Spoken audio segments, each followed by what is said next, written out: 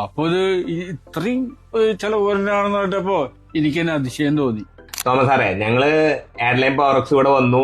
ഞങ്ങൾ ഈ വീട് മുഴുവൻ റിനോവേഷൻ ചെയ്യുന്ന സമയത്ത് ഓട്ടോമേറ്റ് ചെയ്തു.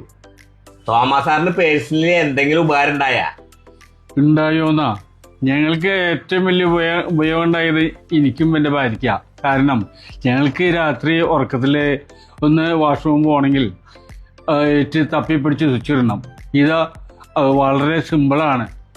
അലക്സ ലൈറ്റ് ഓൺ എന്ന് പറഞ്ഞാൽ അപ്പൊ ലൈറ്റ് കത്തി. അത് വലിയൊരു കാര്യം തന്നെയല്ലേ? അതാ വലിയ കാര്യം എന്ന് വെച്ചാൽ വലിയ കാര്യമാണ്.